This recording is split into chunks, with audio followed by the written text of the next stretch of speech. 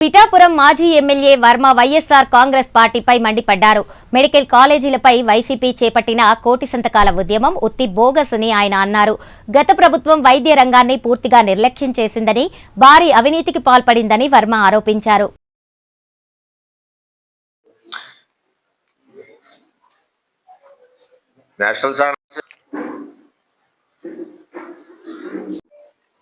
మనం తెచ్చినప్పుడు ఎన్ని బెడ్లు తెచ్చాం హాస్పిటల్?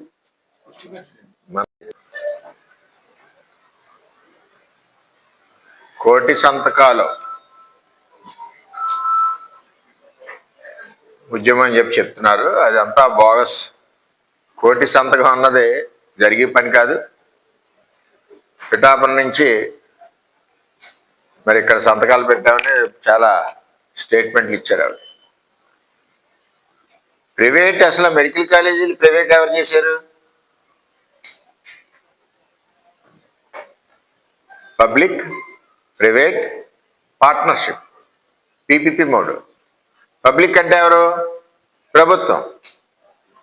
ప్రైవేట్ అంటే ఇప్పుడు ఏదైతే ప్రభుత్వం పెట్టిందో పెట్టుబడి, దానికి ఇంకా సహకారం అయ్యేలాగా పెట్టేవాడు. పార్ట్నర్షిప్లో ముందుకెళ్తుంది. ప్రభుత్వ యాజమాన్యంలో, ప్రభుత్వ యొక్క అండర్లో పీపీపీ మోడ్లో మెడికల్ కాలేజీలు ముందుకెళ్తాయి.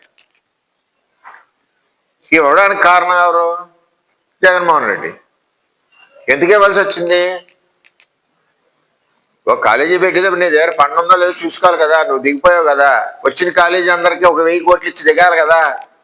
టెండర్ పిల్లాలి కదా. డబ్బు ఇవ్వాలి కదా. ఏ కాలేజీ కన్నా డబ్బు ఇచ్చావా? ఏమీ లేకుండా ఇచ్చేసి కూటమి ప్రభుత్వాన్ని బ్లేమ్ చేద్దాం. ఏదో తప్పు చేస్తారు. ఇక్కడ తప్పు చేయలేదే అంటే నువ్వు చెప్పేది అంటే కాలేజీలు వద్దంటున్నావు. 11 కాలేజీలు. ఎంత పిల్లలకి అడ్మిషన్ పోతుంది చదువుకోవాలనుకునే వాళ్ళకి?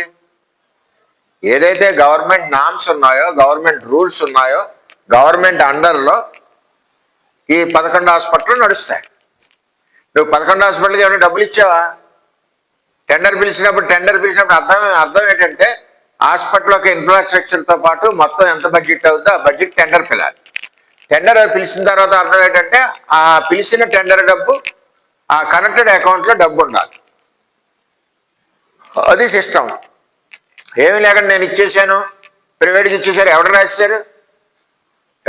సుబ్బారెడ్డికి రాశారా లేకపోతే సజ్జన రామకృష్ణారెడ్డికి రాశారా? ఎవరికి రాయలేదు.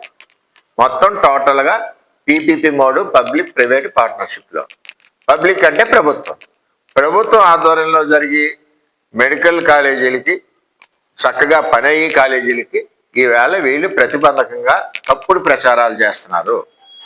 ప్రచారం చేయవలసిన అవసరం లేదు. అవసరమైతే రండి, అసెంబ్లీకి రండి, చర్చ చేయండి. ఏ విధంగా ఇచ్చారు, ఎలాగ ఇచ్చారు అడగండి. ఏమీ తెలియకుండా అసెంబ్లీకి రారు, రోడ్లంటే తిరిగితే మీరు ఇష్టం ఉన్నట్టు పేలపడం కరెక్ట్ కాదు.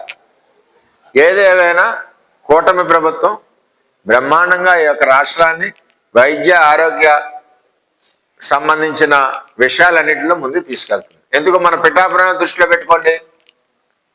నేనున్నప్పుడు 30 బెడ్డెడ్ హాస్పిటల్ తీసుకొచ్చాం 2.5 కోట్లతో. ఇప్పుడు మళ్ళీ 100 బెడ్డెడ్ హాస్పిటల్ అవుతుంది. అది ప్రభుత్వం అంటే, కూటమి ప్రభుత్వం అంటే. ఈ మధ్య గ్యాప్లో ఏమ్మా గీతమ్మ గారు, మరి మధ్య గ్యాప్లో మీరు తేవచ్చు కదా. 5 ఏళ్ళు 2 ప్రజాప్రతినిధులు ఆడుకున్నారు.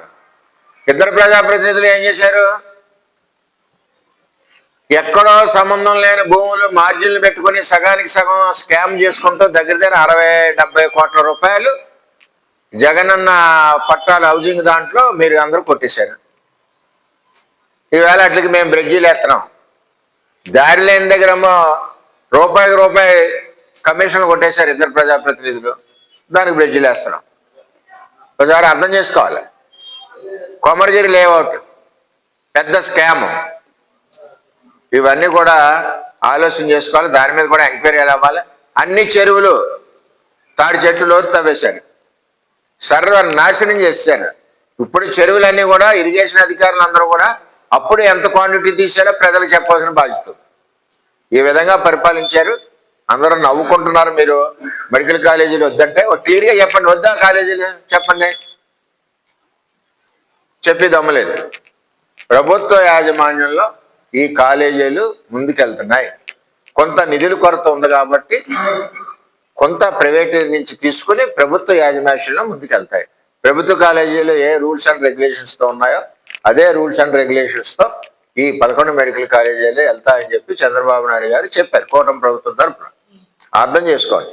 తెలియకపోతే అసెంబ్లీలోకి వచ్చి చర్చ చేసుకొని సబ్జెక్ట్ నేర్చుకోండి. అది నా మనవి.